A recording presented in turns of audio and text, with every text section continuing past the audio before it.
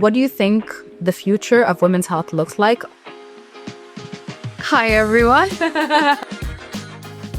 So I'm a corporate lawyer by profession. How long is the delivery time in the UAE? I don't think you will find us, but I can guarantee you that we will find you. It's important to go and get the gynecological check. Biggest gap that exists is the lack of female perspective. What are the key words to put in to be able to get a variety of applications? If your doctor says do something, you do it because you're not the expert, so you believe the expert. What kind of products can we find on there? Because my doctor kind of brushed it off. So if your body wants to have your babies in your 20s, Yes. this myth busted. I was able to reverse my PCOS through just lifestyle. My grandma had fibroids and she had reached a point where she had to get a full hysterectomy. If you look at the statistics, on average, it takes a woman 6 to 9 years to get a diagnosis.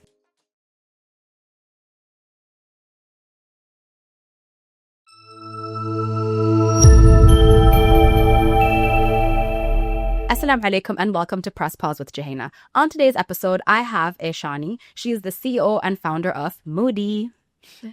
Hi, everyone. So Eshani, tell us a little more about yourself and what Moody is.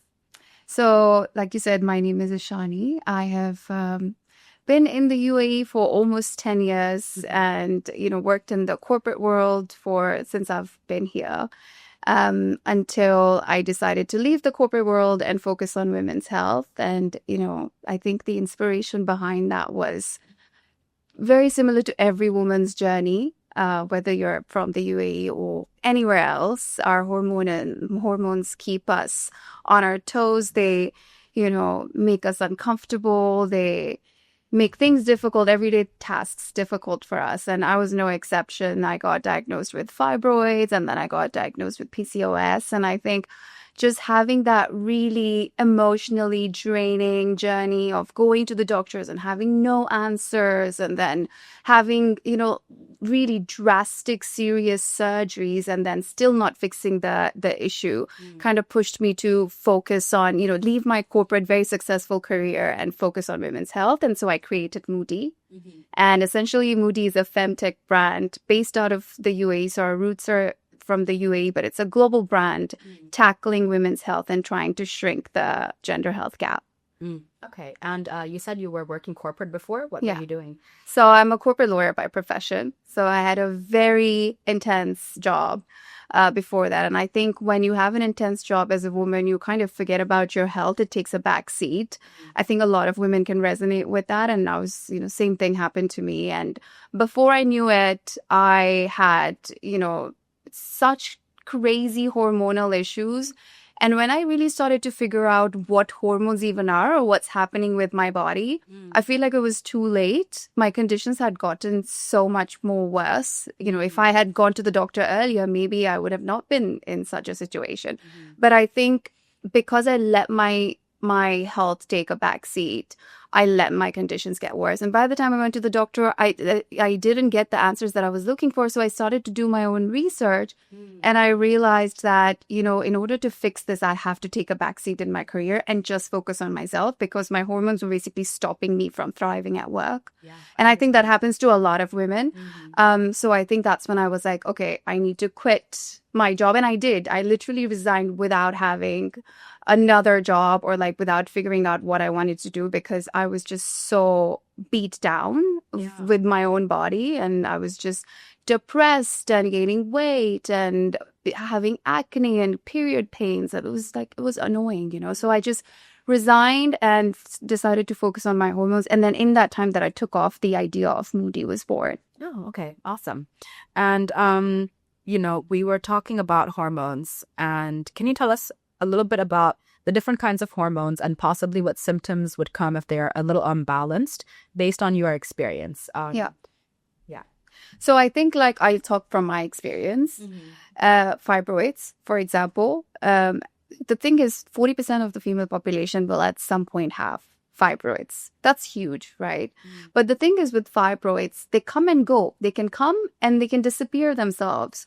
In my case, what happened is that I went to the doctor because I was having some symptoms. And the symptoms were that I was feeling like pressure on my abdomen on the left side. That's where my fibroid was sitting, and my fibroid was quite low. I had just one singular fibroid, but women can have hundreds of fibroids, right? So I went to the doctor. I was feeling pressure. I was feeling bloated. My periods were so heavy. I was going through a pad an hour, right? And it was extremely heavy flow. And I told my doctor that I have these symptoms. She said, let's do an ultrasound, did a quick ultrasound. And she's like, you should go on the pill. And I'm like, I think when, we're taught to trust our doctor. Yeah. If your doctor says do something, you do it because you're not the expert. So you believe the expert. And stupidly, without doing my own research, I was also very young. I was 24. I went on the pill. And the pill is basically pumping hormones into your body, and fibroids thrive on estrogen. And the pill she put me on was estrogen. So I was literally, I already had a lot of estrogen in my body, but I was taking more estrogen. So as you can imagine, my fibroid grew to 12 centimeters. Oh my God. And it was like I was carrying a baby, and I was in so much pain, debilitating. And I couldn't work out. I was training like an athlete and I wasn't losing weight. I had hormonal acne, like you name it, everything. I had the whole thing, like the whole package. And of course, and then when it came down to it, I went to see my doctor and I told her, I think it's the pill. And she was like, nah, can't be the pill. I was like, I'm going to change this doctor. Went to a different doctor, went to a couple of different doctors. And then I was told you should do a surgery because your fibroid's too big. You can't get pregnant with this type of fibroid. And it's also affecting the quality of my life. Mind you, the same doctors had told me earlier, don't do the surgery because it can affect your uterus. Like, I was like, what the hell am I supposed to do, right? Yeah. So, of course, because I couldn't continue to live like that, I ended up having surgery. And so I think the symptoms, they can vary from person to person. For me, it was the fact that I was feeling pressure and pain, like really heavy periods, and I could see it on my skin, etc. But another woman could have no symptoms at all. She's just not losing weight. Or somebody else could have no symptoms. She just knows something is not right. Yeah. So I think symptoms vary from woman to woman. And then when we go to PCOS, right after I did my surgery, on my first ultrasound after surgery, my doctor tells me, one of your ovaries looks like PCOS. It looks like you have PCOS. And honestly, it was so depressing because I was like, I literally just went through a major surgery. And you're telling me I have PCOS? Okay, what is PCOS? Yeah. And I get the most high-level definition, medical definition of what PCOS is. And I walked out of there so confused. And I had to do my own research to figure out exactly what is PCOS. And let me tell you, when I did do that research, I went deep into that research. I was so scared because my doctor kind of brushed it off and made it seem like it's not as serious. PCOS is a serious condition. It affects so many different aspects of your life. It's a full body condition. It can affect your weight. It can affect your acne, your hair fall, your mood. You can literally go into depression from PCOS. And there's case studies out there. But when you go to a doctor, they're just going to brush it off like, oh, it's PCOS. So many women have it. And also, by the way, just because so many women have these conditions doesn't mean they're normal, So, yeah. Yeah. Oh, wow. So how are you feeling now? How's your health? So, I mean, I think because of my own research and because I just didn't want to take the answers as my, my sentence from my doctors, I decided to take matters into my own hand, just like so many women do, like we're like, this doesn't sound right. What my doctor is telling me doesn't sound right. Let me do my own research. And I think since I started to do that, I changed my diet. I changed the way I work. I changed the way I do activity. I'm no longer doing 7 days HIIT, Yeah. I'm focusing on my mental well-being. I was able to reverse my PCOS through just lifestyle. And I'm not saying that works for everyone. I think you have to work in conjunction with your doctor. And I did that too.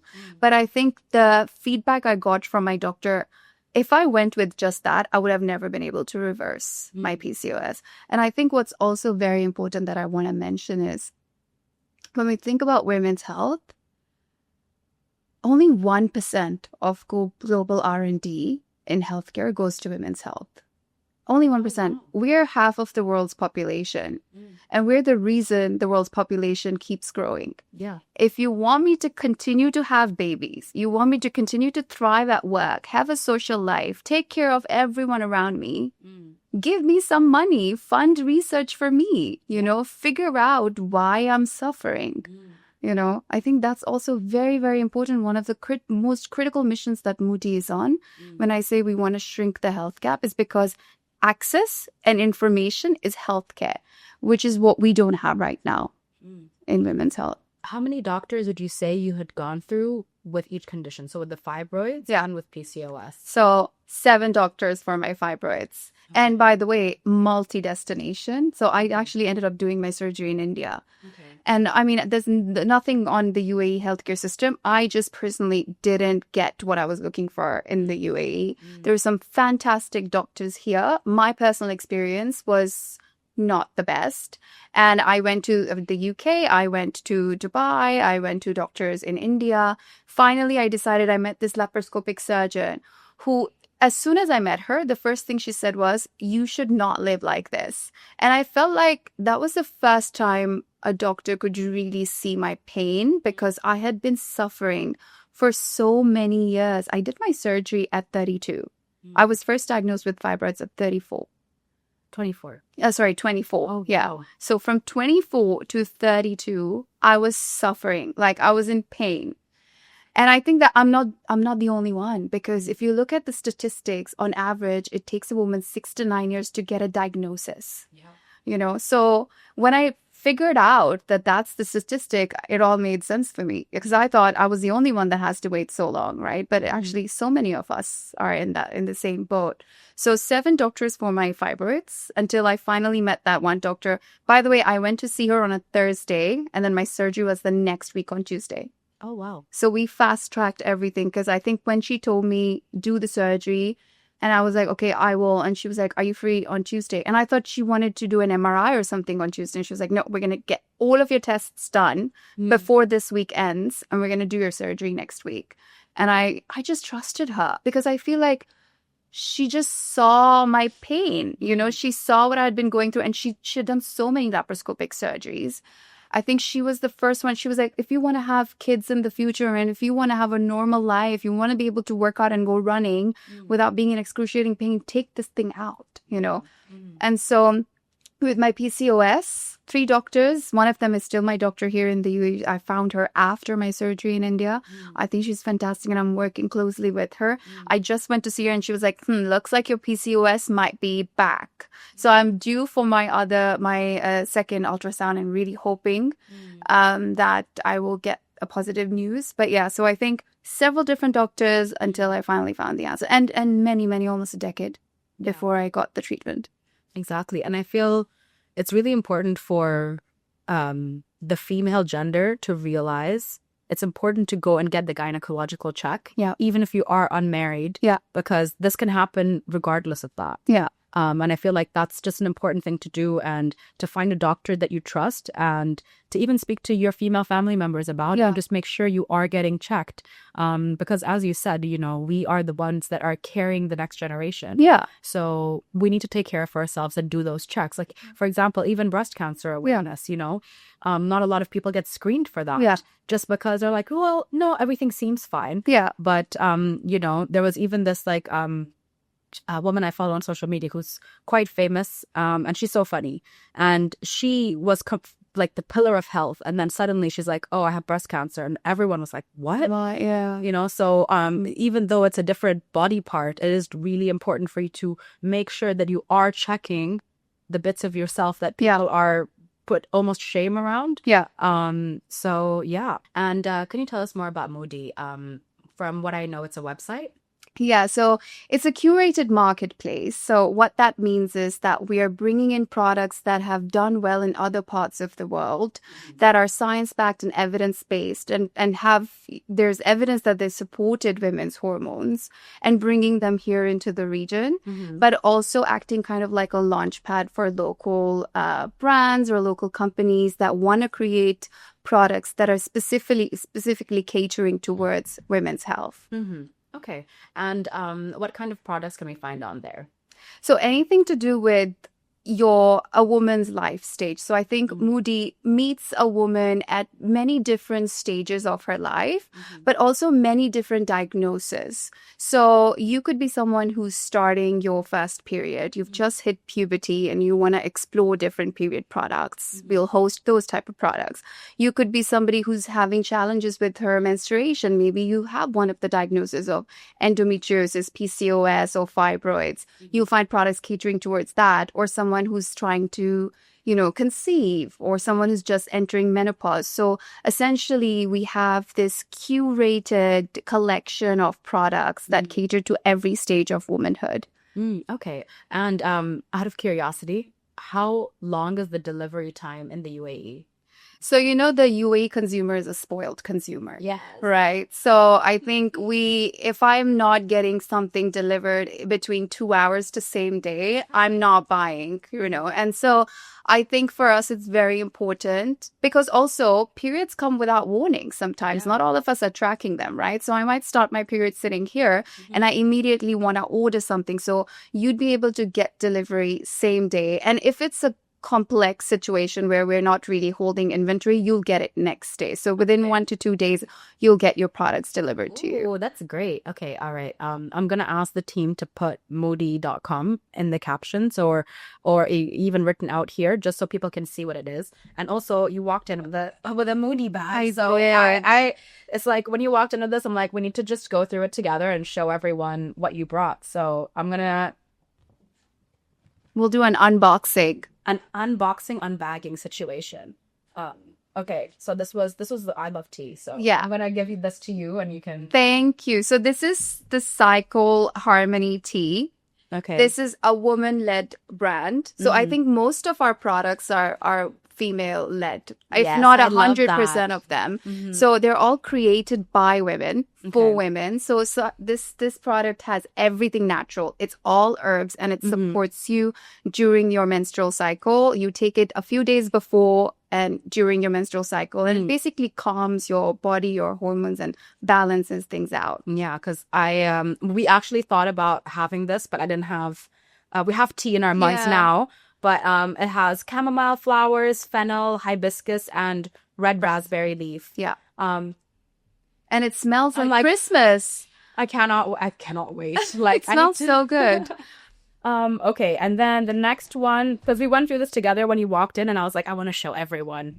So we can support more female brands. Okay, this one. So this one is another female-led brand. It's called Rouge, and I got you the panty liners, but they have the full collection. Oh, okay. But some people don't use pads and they use maybe cups or period panties. So panty liners is anyone can use them. So it's 100% certified organic cotton.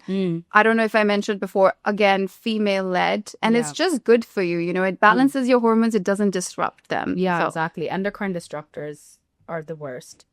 Okay, so I love this. This is my personal favorite. This is by a British brand, again, female-led. It's called BU. And why I love this is because when I had fibroids, I was so reliant on painkillers. I would have maybe like 4 to 5 painkillers a day. This was before I had my surgery. And I think I found them when I had fibroids. And basically it's all tree sap based. So it's all natural fibers. There's no glue. And it has all of these essential oils that when you put it on the area where you have cramps, it feels like it gives you a cooling but a burning sensation at the same time. Oh. And I kid you not, if you test this out yourself, you're not going to need painkillers. Like it's such an incredible product. So I think for me, this is my favorite thing in your period kit. Yeah. Awesome. And then you mentioned essential oils, so let me just...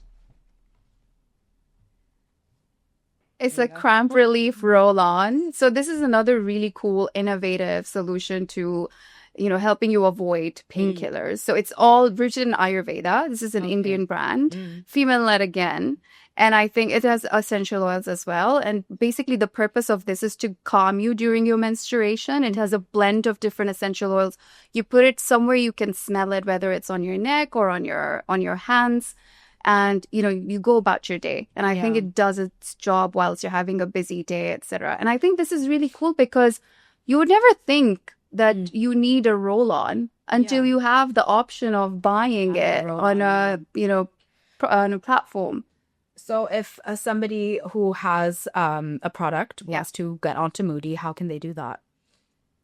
Sorry, I didn't understand that question. So like, okay, let's say that I have the next pad solution, or I've created my own pad or product. Yeah. How do I get it onto your website? So because we're so young, I don't think you will find us, but I can guarantee you that we will find you. So we are always looking for brands that we can work with. And I think for us, we have a 5-step process of onboarding brands. Okay. And a few of those steps are, first of all, that you're a woman. Because I think globally, when you think of women's health, the biggest gap that exists is the lack of female perspective. Yeah. The decision makers are men. And women are not even in the room where the decisions are being made, let alone the ones that are making those decisions. So I think one of the things that I was really hell-bent on when we started Moody is that our products on our platform have to be female-led. And don't get me wrong, of course, if there's an incredibly innovative product that is supporting women's health and the creator is a man, we'll still get you onboarded. But I think it's very important that you are woman-led. So that's one of our criteria. And then the second thing is that you're rooted in science, that you have some evidence, you've actually supported women, and that there is some doctors or female health experts behind your product as well. So if you're checking off that list, we will find you. Okay. And so, okay, let's say that they have found you because you said that you're small, but let's say somebody watches this podcast and like, oh, I want to get my product on there. Yeah. And they email you, or 100%. You can email us at hello@moody.co. Reach out to us. Just tell us a little bit about what your product is. We will test it out. We test out every single product that we onboard. And if you have a range of products, we'll pick a bunch of hero products, test them out, give you our feedback. And if everything checks out, we'll onboard you, because the idea is to give women a variety of options, which is something that's missing in the market, right? Missing in general when it comes to women's health, because everything is so fragmented. So if you have PCOS, you have to go to a couple of different platforms, do a bunch of research, and then place your orders from so many different platforms and look for information from so many different platforms, right? So I think with Moody, we want to make sure that we have everything, that we're killing that fragmentation in the market. We're bringing everything together.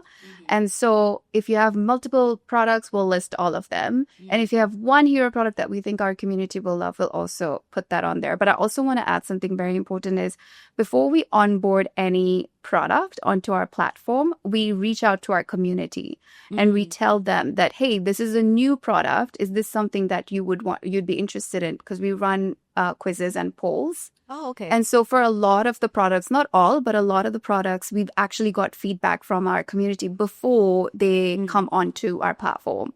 Okay, all right. And then is that through social media or emails? So social media, and we also have a quiz on our website that we will run. And we have a quiz right now that you can go to, and it basically it's a recommendation engine. So we'll ask you a couple of guided questions, and then depending on your answers, it would recommend products specific to you. So that's where the personalization and customized element comes in.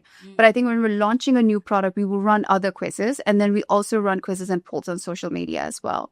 Okay. And then also when we had spoken about Moody earlier, you mentioned that you use AI and machine learning to find out what that person needs specifically. Yes. Can you tell us more about that? Yeah. So I think that's a very important element of Moody, because when we did our market research, so Moody wasn't just created out of nothing. Moody was created after we spoke to 1,500 plus women in the region. We reached out to them through various different channels, through events, collaborations, LinkedIn, etc. We used our network.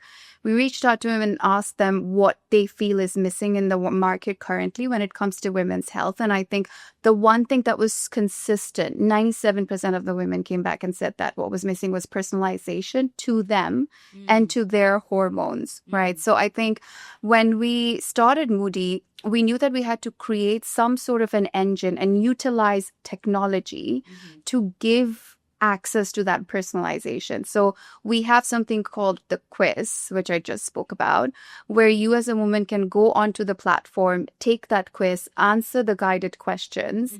And it will recommend products specific to your age, your menstrual history, whether you're menstruating or not, whether you're trying to conceive and having difficulty conceiving, or you're currently pregnant, or you're just entering perimenopause, right? So, and I think as we gather more and more data and as people use our platform more and more, the machine learning element kicks in, because AI is only as good as machine learning. Yeah. It learns you, it learns about your history and your health, and then the recommendations get more and more personalized.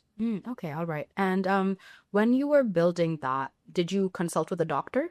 Yes. So we have an advisory board, and our advisory board is extremely critical for something like this, because I think when it comes to women's health, a lot of the products or a lot of the solutions out there are just kind of like throwing it out there and hoping that it works.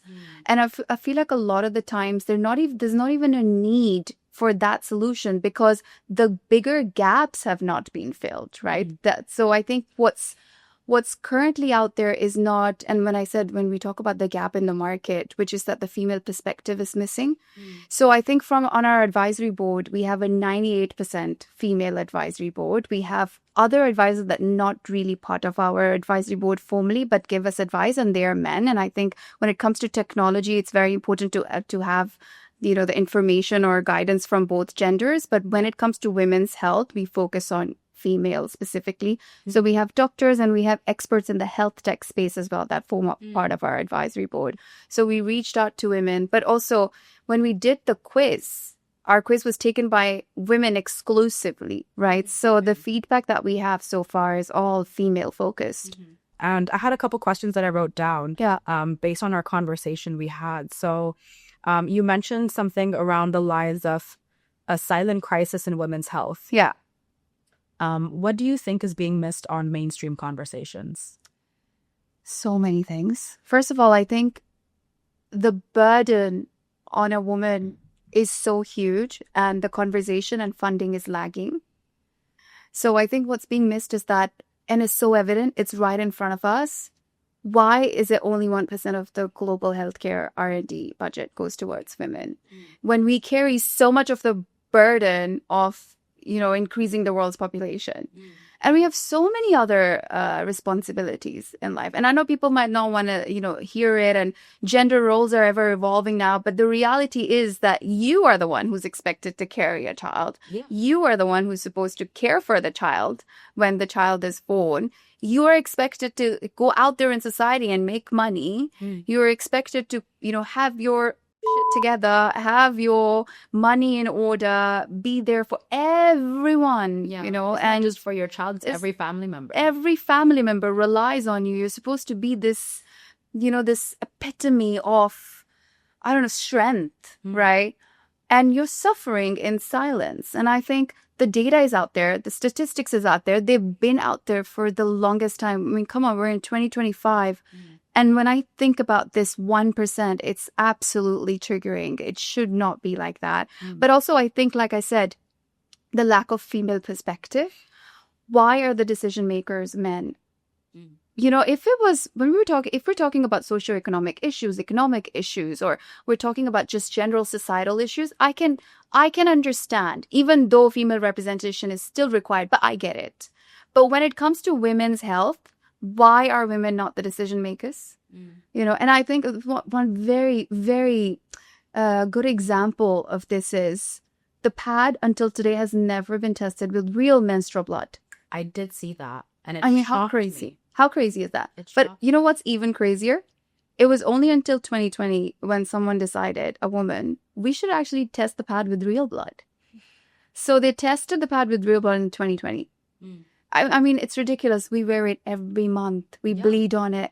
And I'm telling you, the products that are out there, I think this is another inspiration behind Moody's, because when I was right after my surgery, so maybe it's TMI, but I started my period on day 3 of my surgery.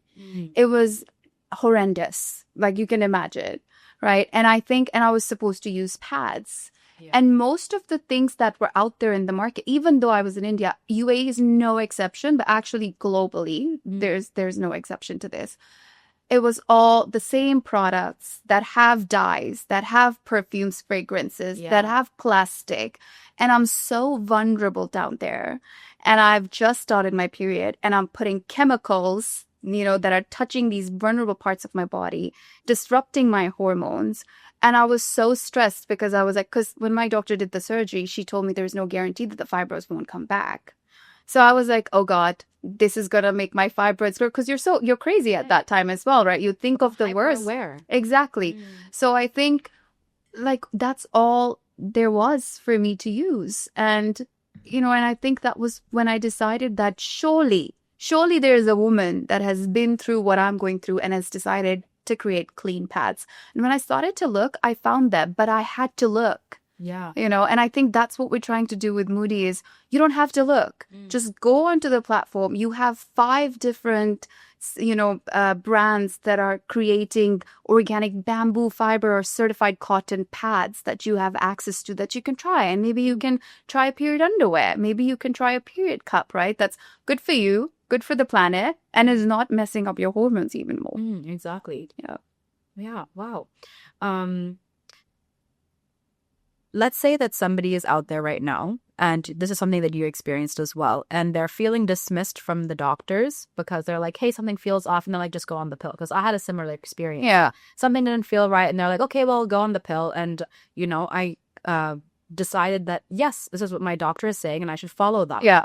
And then I went onto the pill, and then when I chose to get off the pill, oh my gosh, that was like insane, right? A nightmare. I felt like a crazy person. Yeah. Like the thoughts that I was having, the ups and downs I was having, and then also from a work perspective, I'm supposed to show up and pretend everything's okay. Yeah. Are you kidding? Yeah. Like the rage. I'm not an angry person. It takes a lot to get me there, but suddenly I had all this rage and all this anger. So if somebody's out there that they feel something is off and they feel like they're being dismissed by their doctor, what would your advice be? So I think I wish I knew this. I wish I had me when I was going through this. Yeah. I think advocate for yourself. I think what's super, super important is tracking your symptoms. I wish I had done this, and I know so many women don't do this. Okay. We know something is wrong. We go to the doctor hoping that the doctor will tell us what's wrong. We haven't even figured out what's wrong ourselves. So I think this is where technology comes in. It's really important. Use the apps, use the digital platforms, and track your symptoms. What symptom do I have? When does it start? Track your cycles. Are these symptoms most prominent when I have my cycle? Or are they prominent before or right after? Or am I just living with this, right? And I never used to have it, but now I have it. So I think use the technology to track your symptoms, because I always say this, you can't treat what you can't measure. So if you go to the doctor hoping that the system will help you, the system has failed us consistently, and it's not going to start fixing the problem for you. Now, just have that awareness. Go to your doctor with your symptoms. And you mentioned apps. Is there a certain one that you would recommend, or is making a note on your phone or a pen and paper somewhere good enough? I think whatever works for you. There's so many apps out there, like so many of them. So I think you have it available to you, right?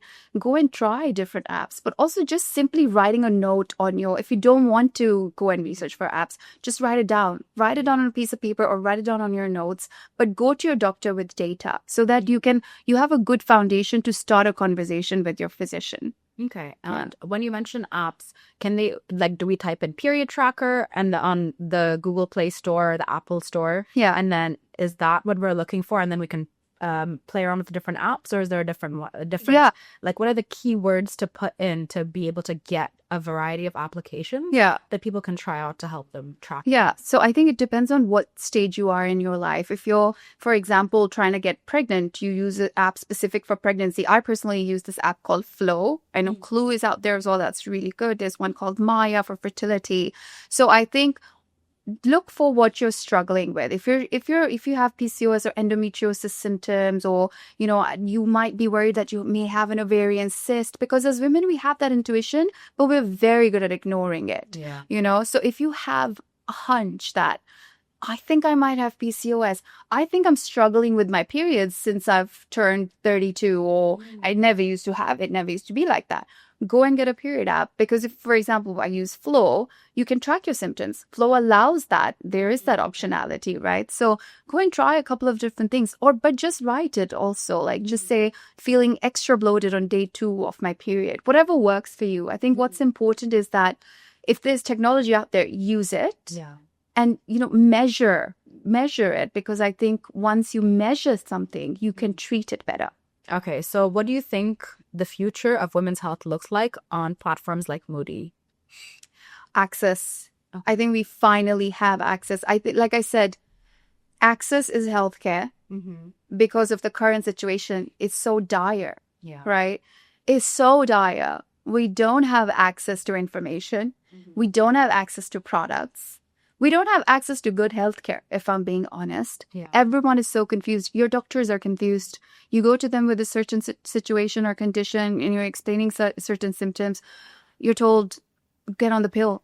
Do nothing about it. Wait until you get pregnant. All 3 of these were treatment options that were given to me. By the way, they're not treatment options. Yeah. You should never be told, wait to have a baby, to fix this immense pain that you're in. Or just go on the pill. The pill is the solution for everything, for when it comes to women's health. You have fibroids, go on the pill. Endo, go on the pill. PCOS, go on the pill. Painful periods, go on the pill. Yeah. They're putting girls that are getting their first period on the pill. Yeah, because it hurts so much. Yeah. I remember girls in school starting the pill because they're like, my period hurts way too much. Yeah. And I think we were maybe 14, 15 at the time. Yeah. Can you imagine how dangerous that is? Yeah. I mean, I personally, I am a victim of the healthcare system and a victim of my own hormones, I like to say, because maybe if I had not listened to my doctor and not gone on the pill, maybe I could have managed my symptoms with the fibroid for longer. But I think that the treatment options that were given to me were so unacceptable. And the more women I talk to, I am so shocked that they were given the same treatment options. So I think when it comes to how women's health looks like on a platform like Moody, or in the future having Moody around, is we shrink the health gap. We bring access to you. We give you, but also we act as that knowledge base. I haven't touched on this, but we have something called the House of Hormones, where we're inviting experts in women's health and gynecologists and doctors, but also real women that have gone through certain hormonal conditions and have found a way out. They write pieces of literature. They write about their own experiences, their storytelling. So if you're suffering from something, you think that you have PCOS, or you've just been lucky enough to get a diagnosis, you can go on to Moody, you can find that evidence, read about it, relate to other women that have gone through that, same experience, but also find products that are good for you. Finally, they're good for you. They don't have the dyes and the fragrances, and they're not made of plastic, and they're evidence-backed. They have supported women. So I think by doing all of those things, we're shrinking the health gap. So House of Hormones is something available on the website. It's an online platform? Yes. So House of Hormones might evolve depending on the kind of reception that we get, because the whole idea is, how can our community extract as much value out of it as possible? Is it going to be a visual conversation, a podcast, or is it going to be a health hub where you have so much information, written literature by experts in the field on certain conditions or periods or pregnancy, etc., where you can go and read through it. So House of Hormones is available right now in the form of a blog, but it might evolve depending on the feedback that we get. Yeah. I mean, for when you mentioned that, I'm like, that would be a great podcast. Yeah. Because then it would educate the younger generation. Exactly. Because they're so visual. Yeah. You can make, I'm just going to spitfire things because I'll say, I love this idea. Yeah. Podcast for sure. Short form content, bite-sized content. Yeah. Because like even you're like, oh, I haven't watched a full episode, but I've watched your shorts. Yeah, exactly. So, to observe from that and learn from them and add that. And what else? You could do like street interviews. Yeah. That would be super fun. Yeah. Like when winter comes, just like walk around to the camera and a microphone. Oh my gosh, that would be so cool. Yeah. I would totally like OSLR that's like family oriented permission, and then go and do that. Yeah. Do street interviews and just ask everyone the same question. Yeah. And that adds to the awareness of how whatever it is you want to prove. Yeah. I love that else? idea. What else? I'm just gonna give you ideas. Yeah. I hadn't thought about that. Everything. Yeah. Because, I believe in putting it out there, and if it's meant to work out, it will. It will. What else could you do? A pop-up event. So like, yeah, so like on Kite Beach. Yeah. Because everyone goes to Kite Beach. That's true. And then, you know, you could have like some of the products there and everything, and just like an awareness pop-up. Yeah. You know, and Moody's colors are so cute. Look at this sticker. I know. It's Look so how cute. We don't have our packaging yet, but our packaging is also really, really 'cause cute. even when I went on the website, I remember you were on the call with me and I went on and I was like, oh, I love the color. Yeah. So yeah, I think pop-ups like that, and maybe even doing fundraisers for cervical cancer, fibroids, and do like, okay, the R&D is low. Maybe you could be the change to make that 100%. make that a different thing. Yeah. And UAE is working really hard to become a health destination, medical tourism. Yeah. You could do that. 100%. And I think that's why I think in the beginning of our conversation, I said that we have a global mission, but the UAE is such a fantastic pilot space. And because we're validating our business model, that it works, we're showcasing the gap that exists in a country like the UAE, or in a region like the GCC, where there are pioneers. The UAE specifically is a pioneer when it comes to gender gap. Yeah. Right. But I want the UAE through Moody to get there when it comes to the gender health gap as well. Yeah. And I think it's such a regulatorily and a logistically amazing space, because we can ship our products anywhere in the world in 2 to 3 days. No one else can do that. In the center of the world. Exactly. Yeah. But I think so giving access to not just women in the UAE, but globally, that's our mission, because we cannot close the gender health gap in just the UAE or the GCC and call it a day. Yeah. Then we haven't really achieved anything, really, you know? So I think our mission is global, but I think the UAE is such a amazing place, because regulations are they support innovation and they support Femtech, you know, health tech in general. So I think it's such a brilliant place for us to start. Yeah, you just need to go out there, you need to network, ask people questions, and you already have that nature. So, exactly. Oh, I didn't know that. Yeah, exactly. I thought you said we've already done that. We have done that, actually. We're really going out there and asking people questions and stuff. Yeah, exactly. Like, you know,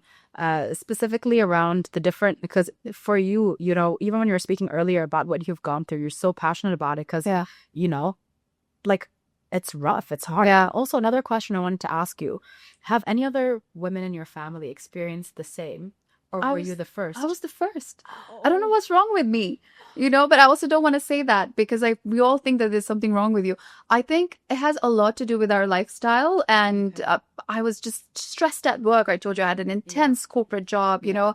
My mom also had her first baby at 25, you know. And another thing the doctor told me, this is a really crazy thing, it might be triggering for people listening, but it was a female doctor, and she told me, you know, if you don't have a baby in your 20s, your body starts working against you, because it wants you to have a baby in your 20s, and so it will start growing things. You will have fibroids, you will have cysts. I don't know if there is medical evidence to back this, but she told me this, and I felt so attacked, because I was like, what? I'm not having a baby in my 20s. She told me that when I was 25, by the way. And I mean, when I had the surgery, my doctor, even though she was brilliant, she did tell me have a baby as soon as possible. I feel like it's just so much pressure. There's a lot of pressure. Is that something you would even want? Did they ask you? Would you like? They don't ask. They don't ask. They just tell you. And you know what's so crazy is, like, I haven't even tried to have a baby, but there might be someone who's really tried and is having difficulty. It could be soul crushing. Yeah. You know. Oh my God. That's why my first question is: did they ask you if you want a child and then gave you this comment? Like, no, what? I was just told. It's an assumption that, of course, I want a baby soon, right? But I think, like, with one of my gynecologists, the conversation I had was, I intend to have babies. I don't know when. I do intend. And, of course, having this fibroid would not make that possible. But the reason that I was seeking treatment was not because I wanted to get pregnant. It was because so that I could live a normal life. But I think the children conversation was very central to every gynecologist visit. Did it change depending on which destination you were in, or was it the same? No, it was the same. It was the same. Interesting. And I was so shocked, because the first time I was told this, I was so young. But they also told me, you are very young to have this. condition, you know, so you do feel like something is wrong with you. And I did, like, in all honesty, I felt like there was something wrong with me. My mom, other women in my family, my aunties, no one had fibroids, but I also wonder if they had them, just lived with them, got pregnant, and maybe the problem solved itself, you know. I'll tell you, because we have a similar, like, from my mom's side, we have a very similar ancestry, right?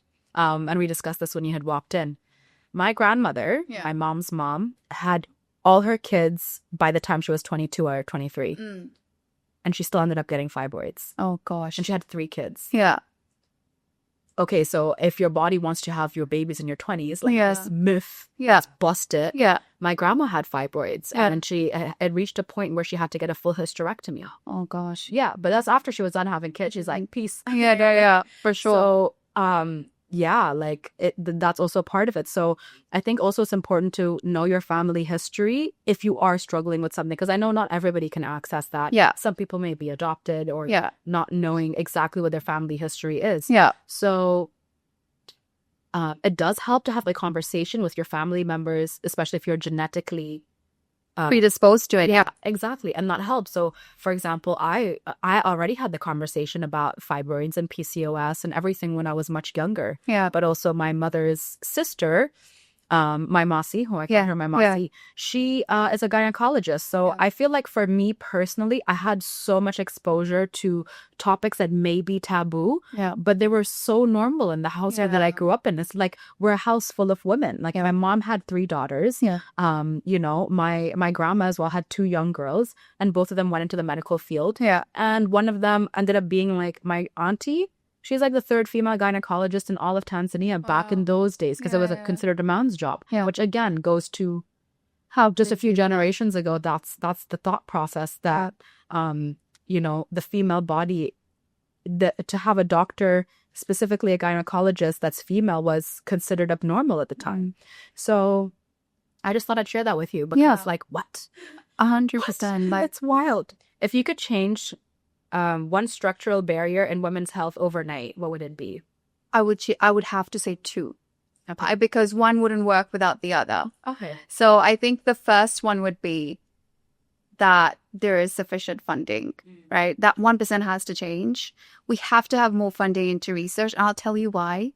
Because when you self-diagnose and you go to a doctor and they do their tests and everything, and your diagnosis is correct, your self-diagnosis is correct, you're still told there's no real treatment option.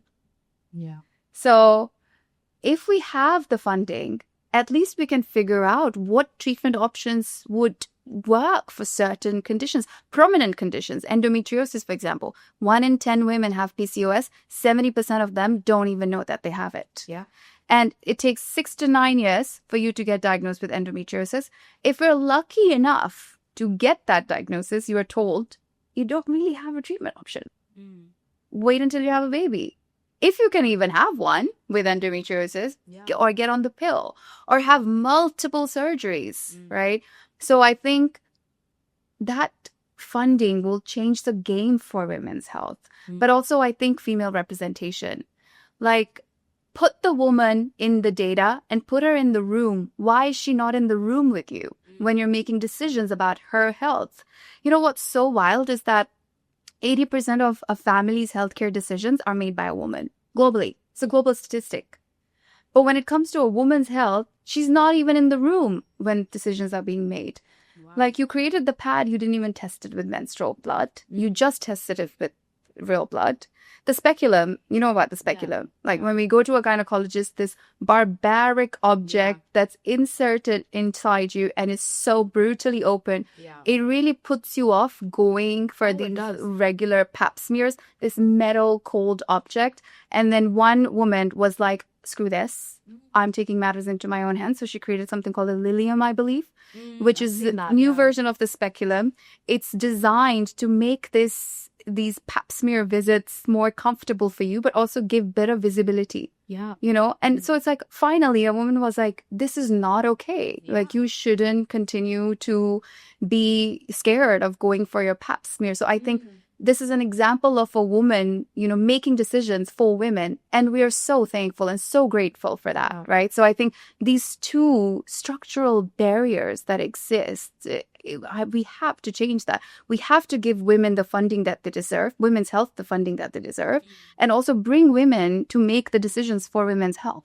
Yeah, I agree. I had a friend of mine, and we were all sat down and astaghfirullah, talking about our gynecological horror stories of like how awful it was. And even though I have a gynecologist I really like, I still hesitate because I'm like, at least the chat is nice. Yeah. Yeah. So but she had a doctor who she said she was in pain for days after her pap smear. Yeah. Oh God. Yeah. And then also the conversation she had with her was awful, similar to the context of what you were mentioning. Yeah. You had gone through. So these are, unfortunately, it's what I've noticed is it's more the norm than anything else.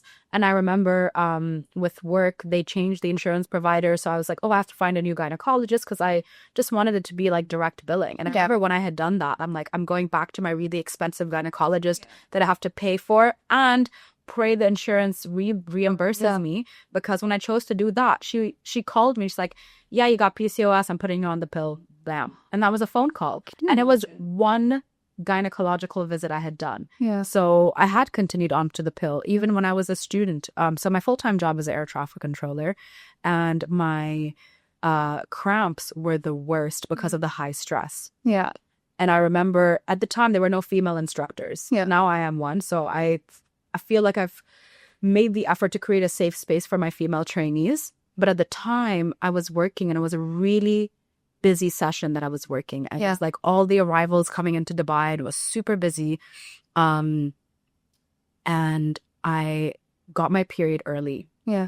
And I didn't expect it because I trapped everything. Like I always trapped everything from before. So I was like, oh my gosh, it's a week early. What? And the cramp, and I know it's coming because of the cramps more than anything else in terms of sensation. So I was working, and suddenly I just like roll onto the like I just sit forward into my chair, and I'm like close to the radar screen, and I just can't focus. And my instructor was sat next to me, and he's like, Joe, what's wrong? And I was like, how am I supposed to tell this old man that I'm on my period? Like, shame. Like how?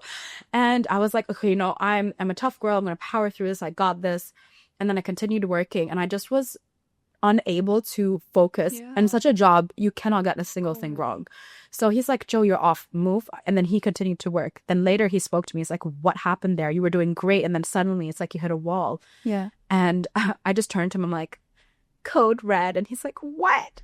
Leave. And he like he's like, take as long as you need. So there was also that awkwardness, because even in the training, you're not told how to take care of your female trainee if she does have that male dominated field. So for me, I actually would tell my female trainees, I'm like, send me your cycle. Yeah. And then most of the time we end up syncing. Yeah, exactly. We're working together long enough, and they always sync to me as well. They're like, Jouhayna, what have you done to me?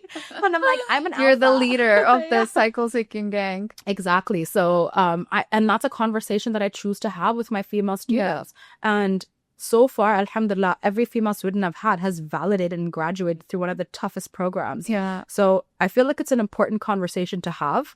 And by talking about it, we are going to make people uncomfortable. Yeah. But you should look into yourself and find out, why is it that you are uncomfortable? Yeah. Most people wouldn't be. In my experience, the men that I've spoken to as well, I think there is a hint of uncomfortableness in the beginning of the conversation. But you know what I found is that men are also equally lost. Yeah. We're lost about our health. Awareness. Yeah. And so are they, naturally. If we don't know what's going on, we can't really expect them to know what's going on, right? But a lot of the times I feel like they want to help. They want to figure out what's happening with you. Like, they know periods are painful. They know their moms and sisters and wives have it. They know of PCOS and endometriosis because so many women are coming out and speaking about it. But I think they don't have the tools to help you. And I really hope that Moody's, through our, Health Hub, our House of Hormones, could become that platform, that tool for the men to go and read about PCOS and endometriosis. We have these curated kits that you can buy. And if your wife comes and tells you, I just got diagnosed with PCOS, you know what you can do, you know what you can buy for her, you know what you can read on to actually help her on this healing journey that she's going to now be on. Exactly. And I remember I was actually very blessed that in my air traffic control batch, there was one of the guys who to this day is like really close friend of mine, because this was 12 years ago that when I met him. And I remember he's like, around payday, you just become crazy. Are you on your period? And I'm just like, payday makes it better, but I remember like before I started tracking, he is just the one, he's like, yeah, you're due in 5 days. I'm like, how do you know that? And it was the same with the women in his life. And I think it's just a matter of having that education and bridging that gap, and taking the taboo out of it is by understanding it, because it's a very natural thing that every woman in your life goes through. So yeah, but I think that this is a nice spot to close the episode. How do you feel? Is there anything you feel you want to add before we close off this part of the podcast? No, I just hope that through this podcast, though, if there's one thing that we've achieved through this podcast, is that if someone's listening and they can relate to our stories of, horrible gynecologist appointments and all of these diagnoses, and, if there's one thing that they can take from this conversation, is that they're not alone, that so many of us have been through it and are continually going through this as well.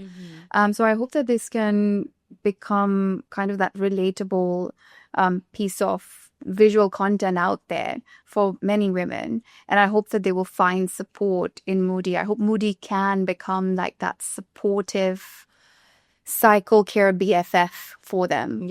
And at the moment Moody is quite young, so how many months has it been?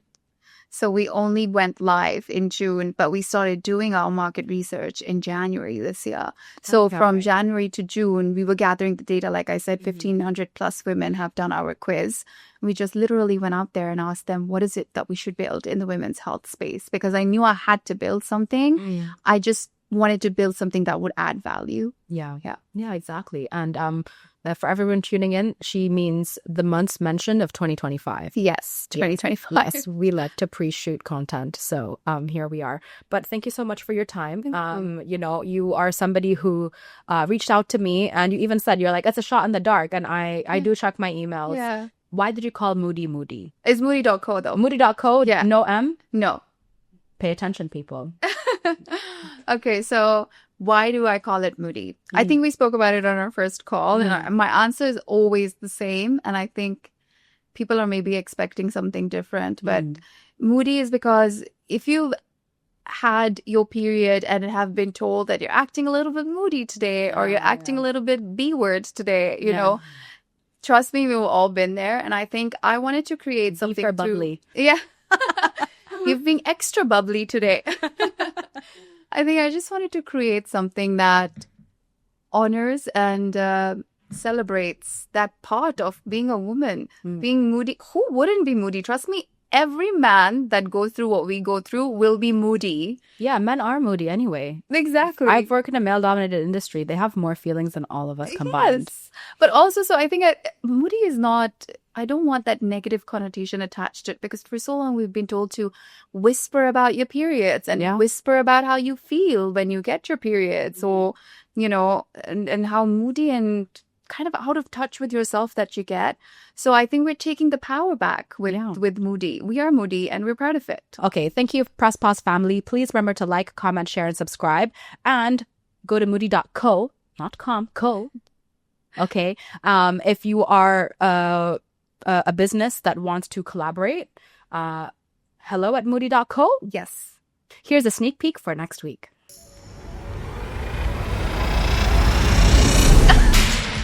That's really loud. Everything in the bucket list is in my basket. In a spot. I love that for you. What an excellent answer. But I have to choose between protecting my family financially or healing my body. You don't realize things are still a trigger until they trigger you again. And you think you're over something, and then it's like, comes in waves. No, you're not. Yeah. People that you know will not support you. Strangers will support you. All your friends are not really your friends. I would love to meet your full energy then. Sometimes just sitting with yourself and doing absolutely nothing is so important. Yeah, that's such an important lesson. You need to uncomplicate your life to be happy. I want to do something different, something a little bit less aggressive that also gives me the space to heal myself. I go on stage to laugh about my life. You are so good at this. And this time, everyone can guess who's going to win.